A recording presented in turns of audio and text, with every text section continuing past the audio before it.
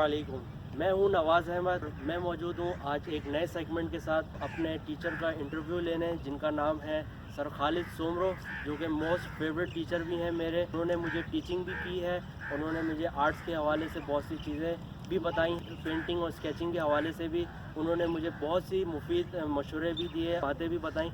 आज मैं उनसे जो है मैं मालूम करूँगा आर्ट के हवाले से। आइए जानते हैं।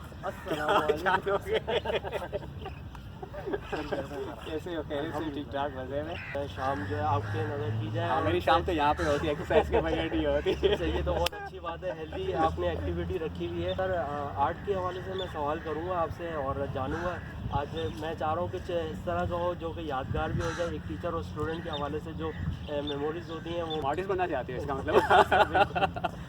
आर्ट का सफ़र है वो कहाँ से किस तरीके से स्टार्ट किया आपने, कैसे इत्तेफाक हुआ बस, या आपको शौक़ था बचपन से? तो आप थोड़ा सा बैकग्राउंड अपना बताएं। तो ये तो हर कोई बच्चा वो ड्राइंग पेंटिंग तो करता है बचपन से। सो मैंने 3rd क्लास में था, वैसे तो मैं करता था, बट मैं 3rd क्लास में था तो हमारे टीचर थे, सर इब्राहिम नाम था उनका। तो उन्होंने बोला कल आप लोगों की ड्राइंग होगी, और दूसरे भी सब्जेक्ट होते थे, बट उस ड्राइंग में शायद मैं बड़ा इंटरेस्टेड था। तो मैं अब्बू के पास गया और अब्बू का हुए कलर्स चाहिए। फिर खाना खा रहे थे, खाना भी नहीं खाने दिया उनको।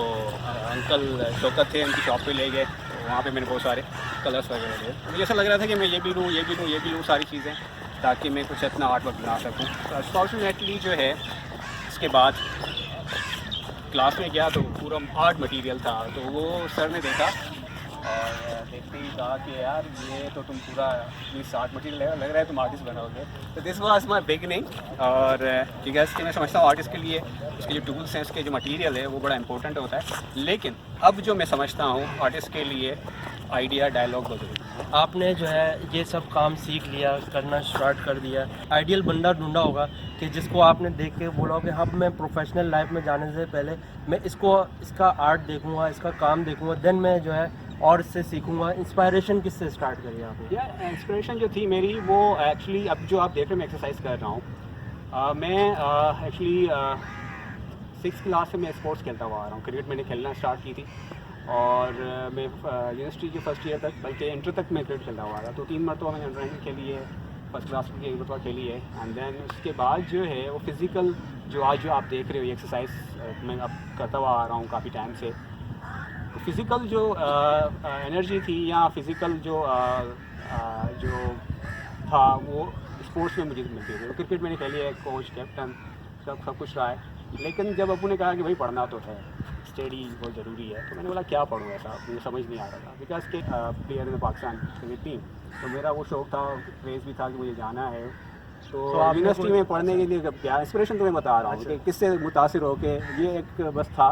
एंड देन फिर मैंने बोला कि पढ़ना तो है तो क्या करूँ। फिर मैं यूनिवर्सिटी सीएट गया, बहुत सारी यूनिवर्सिटी देखी। तो फिर मैंने जब देखा कि यार ये फाइन आर्ट्स है, ये ड्राइंग पेंटिंग है, ये मेरी हॉबी थी, एक क्रिकेट थी और मेरा एक आर्ट था, तो वो घर पे करता रहता था, उससे मुझे कोई नहीं रोकता था और मैं वो मेरी जो थी। तो मैंने सोचा कि नहीं यार ये जो चीज़ है ये आर्ट जो है ना इंटेलेक्चुअल है। अभी तक जो मैं कर रहा था वो फिज़िकल था, तो उसमें ऐसे जो है ना मुझे मोटिवेशन नहीं मिल रही थी। वो पावरफुल जो है ना एक सर्टेन अमाउंट ऑफ फ्यूचर की तरफ जो है ना मुझे ऐसा नहीं लग रहा था मैं किसी चीज़ है। तो मैंने बोला कि अब मुझे आर्ट करना है।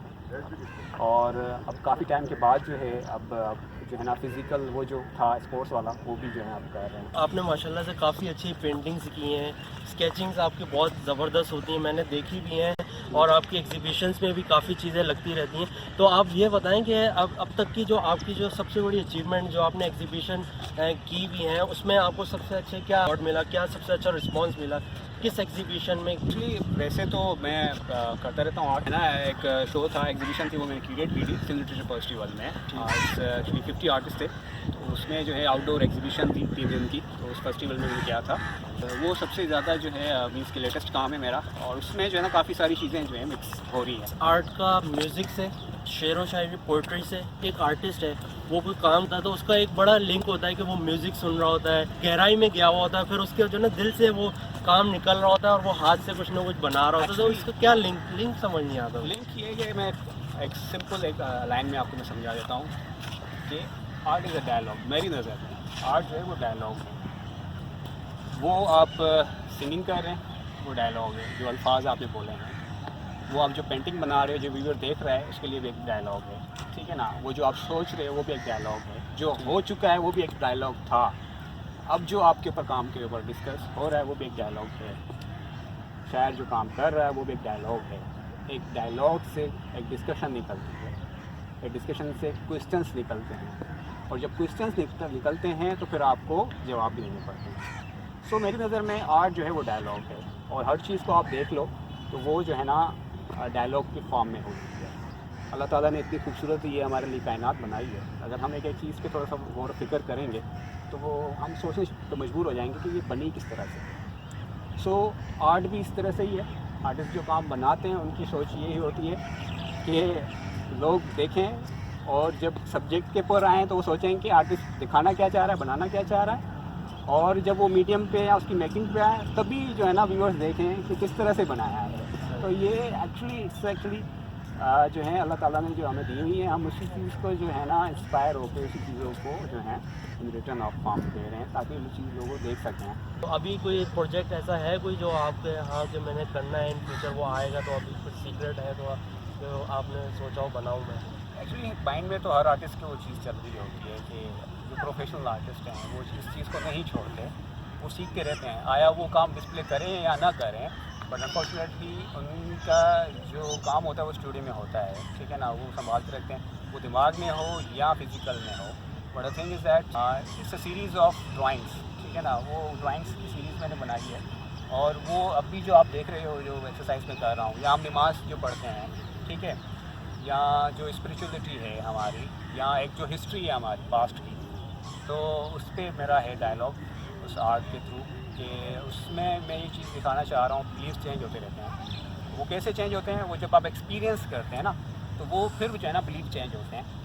तो इस सीरीज़ में जब आप देखोगे तो उसमें जो बुद्धिज़्म है, ठीक है ना, जो गंधारा के जो स्कल्पचर्स हैं उनसे मैंने इंस्पायर होकर जो है ना ये ड्राइंग्स की थी। और वो क्यों की? वो इस वजह से कि सिद्धार्थ गौतम, आपको पता होगा, ये बुद्धिज़्म के जो फाउंडर थे, तो उन्होंने जो है ना सर्व किया था लोगों को। उन्होंने एक्चुअली आप नमाज़ पढ़ते हैं, वो एक काइंड एक्सरसाइज है, स्पिरिचुअल रिलीजन, आपका जो मज़हब बताता है, ठीक है ना। जो सिद्धार्थ गौतम था उन्होंने योगा और स्पिरिचुअलिटी और जो आपकी बॉडी की जो देखभाल है या उसको मेंटेन करना, ठीक है ना, तो ये चीज़ जो है ना बहुत ज़रूरी थी। तो ये चीज़ मुझे जो है ना अब थोड़ा सा फील हो रहा है कि बहुत ज़रूरी है। और जब मैंने जब स्कल्पचर्स को देखा क्या नाम है ये बुद्धिज़्म के, उसमें जो है मैंने देखा कि क्यों बने ये ज़्यादा। तो जो भी रिलीजन है, हर रिलीजन में जो है ना आर्ट होता हुआ आ रहा है, लेकिन गंधारा में सिर्फ स्कल्पचर्स ही क्यों बनाए हैं? तो उनका जो टेक्सचर था, उनकी जो इमोशंस थे, एक्सप्रेशंस थे, या उस टाइम पे जो जिन आर्टिस्टों ने बनाया था, तो उनसे इंस्पायर होकर मैं अब रिसेंटली काम कर रहा हूँ। और मेरी कोशिश थी कि उसमें वो टेक्सचर, उसमें वो फीलिंग, उसमें वो इमोशंस, उसमें वो एक हिस्टोरिकल एलिमेंट, उस टाइम पे जो बनाया था वो डायलॉग अलग था, अब मैं जो दिखा रहा हूँ उसका डायलॉग थोड़ा सा डिफरेंट है। तो एक्चुअली वो जो है रेस कर रहा हूँ मैं। एंड इसमें बिकॉज के स्कल्पचर को जब आप बनाते हो ना, वो एडिटिव है स्टोन, तो वो जो है ना सब्ट्रैक्टिव होता है, एडिटिव नहीं होता, उसके लिए एडिटिव है आपकी। तो वो जो थोड़ी एक बार लगती है तो गया सो गया होता है। जो आइडिया है एक कनेक्शन का, शायद मैं उस चीज़ को कनेक्ट करना चाह रहा हूँ, शायद मैं खुद भी ऐसे सवाल हैं जिसको मैं एक्सप्लोर करना चाह रहा हूँ। तो आई थिंक सो ये सारी चीज़ें हैं जो मैं आजकल कर रहा हूँ। और जो भी हमारे पास लाइक बकरा ईद हो गई, या जो भी हमारे पास इस्लामिक डेज आते हैं, हम मनाते हैं, सेलिब्रेट करते हैं या फॉलो करते हैं, तो वो क्यों हैं, कैसे बने हैं, तो ये सारी चीज़ें हैं।